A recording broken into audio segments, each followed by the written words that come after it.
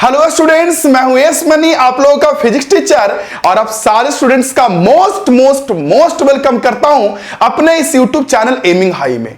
यह वीडियो उन सारे स्टूडेंट्स के लिए बहुत जरूरी है जो मेरे रोज के लाइव क्लास में आकर के लाइव क्लास कर रहे हैं, और साथ साथ में उन सारे स्टूडेंट्स के लिए भी बहुत जरूरी है जिनको किताब की तलाश है, बुक की तलाश है। सर बढ़िया बुक कौन सा होगा? सर मैं 12th बोर्ड से हूं, सर बढ़िया बुक कौन सा होगा? मैं नीट एग्जाम का प्रिपरेशन कर रहा हूं, सर मैं बढ़िया बुक कौन सा होगा? या अगर मैं जेई मेन एडवांस का प्रिपरेशन कर रहा हूं तो बढ़िया बुक कौन सा होगा? कौन सा बुक फॉलो करें? तो स्टूडेंट्स आज आपका सारा का सारा डाउट्स क्लियर होने वाला है। पहले वीडियो को लास्ट तक देखिए, समझिए, और मैं अपने रेगुलर वाले स्टूडेंट जो मेरे लाइव क्लास में रोज क्लास कर रहे हैं यूट्यूब पे, उनसे मैं कहूंगा कि जो मैं बुक बताने जा रहा हूं मेरे बच्चों, आप लोग उस बुक को परचेज कर लेना, और मैं आगे होमवर्क उसी से दूंगा, क्योंकि मैं आप लोगों को बोला था कि मैं होमवर्क के लिए असाइनमेंट पीडीएफ भी दे पाऊंगा, बट हुआ ना ऐसा कि वो चीजें सही ढंग से तालमेल नहीं बन पा रही है। तो मैं आपको उस बुक से होमवर्क दूंगा और आप लोग सॉल्व भी कीजिएगा। मुझे पता है सारे सीबीएसई बोर्ड वाले स्टूडेंट्स उस बुक को जरूर परचेज करेंगे। खैर, तो हम लोग आते हैं बुक पे, लेकिन बुक के नाम बताने से पहले एक जरूरी बात, वो बात क्या है कि अगर मैं आपको बुक का नाम बताऊंगा तो आप लोगों में कई सारे स्टूडेंट्स कमेंट बॉक्स में भी बताएंगे और ऐसे भी बोलेंगे, सर हमारे सर ने वो बुक का नाम बताया, क्या बुक खराब है? या हमारे सर ने वो बुक का नाम बताया, क्या बुक खराब है? या सर हमारे भैया उस बुक को फॉलो किए, क्या बुक खराब है? ऐसा माइंड में आएगा। या हो सकता है मैं जो बता रहा हूं उसे आप खराब कहो और अपने वाले को अच्छे कहो, जो आपके भैया या फिर सर वगैरह बताएं। तो देखिए, इस पे मैं एक बात पहले ही क्लियर कर दूं मेरे स्टूडेंट्स, हर एक बुक बढ़िया होता है, इस बात तो आप पहले माइंड में कब कर लीजिए। बिल्कुल इसमें कोई दो शक नहीं है। हर एक टीचर से पूछिए, मैं आपको बस ये कहूंगा, जो भी बुक आपको मिला है, जो भी बुक जिन लोगों ने सजेस्ट किया उस बुक को बनाइए, बट इस बात को ध्यान रखिएगा कि जो भी बुक फॉलो कर रहे हैं उसे लास्ट तक बनाएं। कभी कभी जैसे मान लीजिए 11th में कई सारे बच्चे आप लोग गए होंगे और 11th में एचसी वर्मा का बुक खरीदे होंगे, तो वहां पे चैप्टर 1, चैप्टर 2, चैप्टर 3 के बाद काइनेमैटिक्स के बाद खुद न्यूटन लॉ ऑफ मोशन, उसके बाद बिल्कुल बैठ गए होंगे ना, उसके बाद नहीं बनाए होंगे, उसमें भी लास्ट तक टोटल क्वेश्चन नहीं बनाए होंगे। तो ऐसे करेंगे तो आपके लिए कोई भी बुक फायदेमंद नहीं है, सब आपके लिए मतलब ऐसे ही है। आप वैसे मत करो, कोई फायदा नहीं आपको बुक का नाम जानने से। लेकिन हाँ, जिस भी बुक को आप फॉलो किए हैं, जिस भी बुक को परचेज किए हैं, उसको लास्ट तक बनाइएगा, A to Z क्वेश्चंस को बनाइएगा, तब उसका इफेक्ट दिखेगा, उसका फायदा दिखेगा। हाँ, ये बात जरूर है कि कुछ बुक्स अच्छी होती है जिसमें वैरायटी ऑफ क्वेश्चंस होता है, कुछ में कम क्वेश्चंस होता है, कुछ बुक ऐसे होते हैं जिसके क्वेश्चंस में कॉन्सेप्ट पे फोकस होता है, नंबर ऑफ क्वेश्चन पे नहीं। कुछ बुक ऐसा होता है जिसमें नंबर ऑफ क्वेश्चन पे अधिक फोकस होता है प्रैक्टिस के लिए, तो वो वेरिएबल होती है, उस पे मैं नहीं जाऊंगा। बट हम लोग बात कर रहे हैं कि अगर आपको 12th बोर्ड, नीट और जेई का अगर प्रिपरेशन करना है तो कौन सा बुक आप परचेज कर सकते हैं अगर नहीं परचेज किए हैं तो। देखिए, सबसे पहले मैं 12th बोर्ड से स्टार्ट करूंगा, मेरे पास बुक भी है, मैं दिखाता हूं, और साथ साथ में जो मैं लाइव क्लास ले रहा हूं आज, अब से मैं इसी बुक से होमवर्क दूंगा। ये तो पुराना बुक है। देखिए, अगर 12th बोर्ड सीबीएसई बोर्ड के स्टूडेंट्स हैं तो मैं आपको ये एक बुक है, देख लीजिए, मेरे पास पुराना है, काफी पुराना बुक है, काफी ओल्ड एडिशन है, 2017 तक ही है ये, मतलब अभी से 3-4 साल पुराना। अब नया कवर वगैरह इसका चेंज हो गया होगा, और सारे बुक का लिंक मैं डिस्क्रिप्शन में दे दूंगा।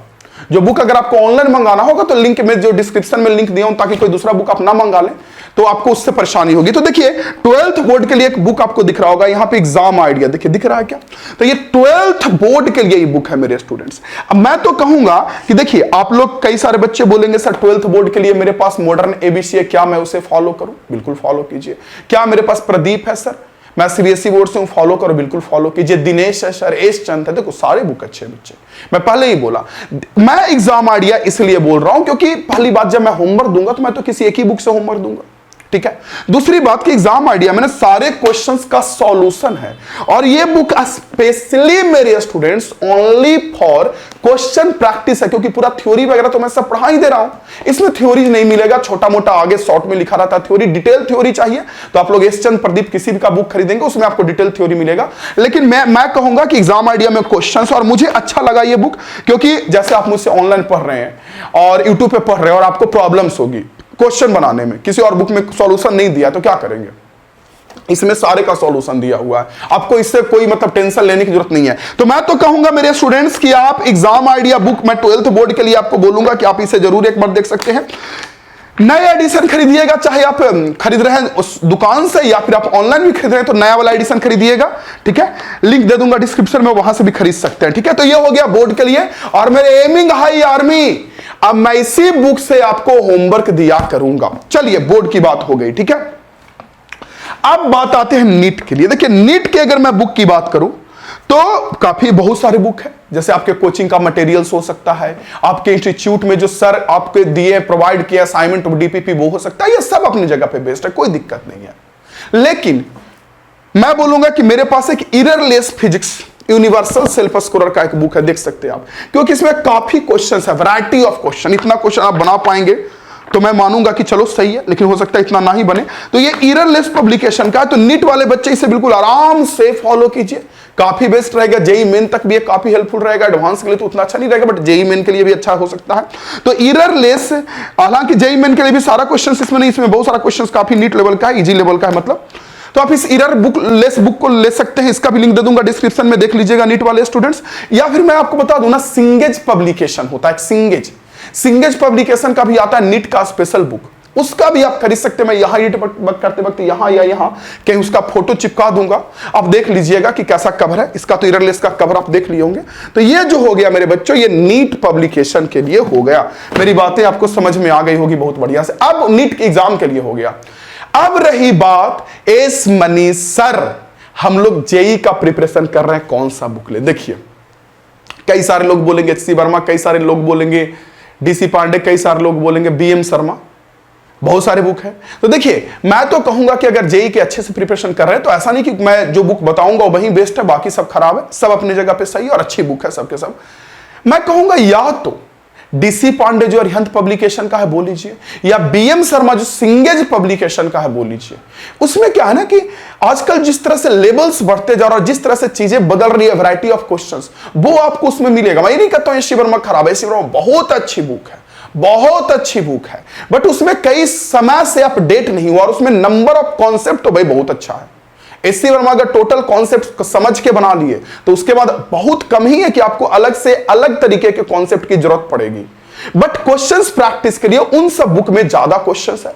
तो मैं कहूंगा या तो अरिहंत पब्लिकेशन का जो आता है डीसी पांडे सर का बुक, उसे ले सकते हैं, और या फिर बीएम शर्मा तो लेना पड़ेगा। देखिए जेई की बात करें या नीट एग्जाम की बात करें, अगर वो बुक लेना है और अगर अभी तक क्वेश्चन नहीं बनाए हैं, और या फिर मैं एक बात और आपको बोलूं कि अगर आप 11th का क्लास नहीं किया, यानी 11th में आपने बढ़िया से पढ़ाई नहीं किया, बिल्कुल भी नहीं, और चाह रहे हैं कि 12th के मदद से सिर्फ नीट निकाल ले या जेई निकाल ले, तो एक तरीके से समझिए कि बहुत मुश्किल है, या फिर यूं बोले कि असंभव है। क्योंकि आपको 11th आएगा, 11th का क्वेश्चंस बनेगा, फिजिक्स में न्यूमेरिकल्स बनेगा, तभी आपका 11th का जेई नीट निकल पाएगा। तो इसलिए बेहतर है कि अगर आपने 11th नहीं पढ़ा तो बिल्कुल चुपचाप 12th बोर्ड पर फोकस कीजिए अभी अच्छे से, बोर्ड पे सीखिएगा, बोर्ड लेवल का अच्छे से पढ़ाई कर लीजिएगा बढ़िया से। तो जैसा कि मैं हमेशा कहता हूं कि नीट का तो क्वेश्चंस बनेगा ही बनेगा, जेई का भी 70 से, जेई मेन का 70 से 80% कवर हो जाएगा। बाकी न्यूमेरिकल्स जो कवर करना होता है, थोड़ा बहुत जो कॉन्सेप्ट सीखना होता है, वो एक अलग बातें हैं। तो मैं तो कहूंगा मेरे स्टूडेंट्स कि अगर आप जेई का बुक लेते हैं तो 11 12 दोनों वाला लीजिए, यानी कि जितने भी पार्ट्स में 11th और जितने भी पार्ट्स में 12th है वो लीजिए। तो आपको मेरी सारी बातें समझ में आ गई होगी। एक बार बोल दूं, बोर्ड्स के लिए मैं अपने बच्चों को बोल रहा हूं कि एग्जाम आइडिया का बुक लीजिए। नीट के लिए यूनिवर्सल सेल्फ स्कोरर जो हमारा मेरे बच्चों एररलेस फिजिक्स है, उसे आप यूज कर सकते हैं, या जो आपका सिंगेज पब्लिकेशन का जो आता है बुक नीट के लिए स्पेशल, उसे यूज कर सकते हैं। या फिर अगर आपको जेई मेन एग्जाम देना है, जेई एग्जाम देना है, तो अरिहंत पब्लिकेशन वाला या फिर सिंगेज वाला यूज कर सकते हैं। तो आपको मेरी बातें समझ में आ गई होगी।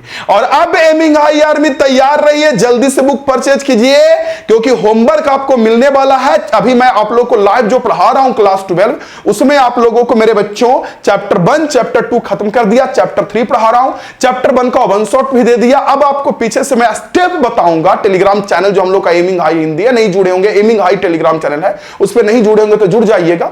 तो उसमें मैं स्टेप बताऊंगा कि स्टेप बाय स्टेप अब हमें किस तरह से स्टडी करना है, कैसे बढ़िया बनना, वो भी मैं बताऊंगा, वीडियो भी उसका बनाकर बताऊंगा। तो बस अब तैयार हो जाइए और आप में इंप्रूवमेंट धीरे धीरे आप स्ट्रांग होते हुए नजर आइएगा। तो आई होप कि मेरी बातें आपको समझ में आ गई होगी, वीडियो अच्छा लगा होगा, लाइक और शेयर जरूर कीजिएगा। थोड़ा सा हेल्थ मेरा सही नहीं है, इसलिए मैं थोड़े आराम से बोल रहा हूं। जय हिंद, वंदे मातरम।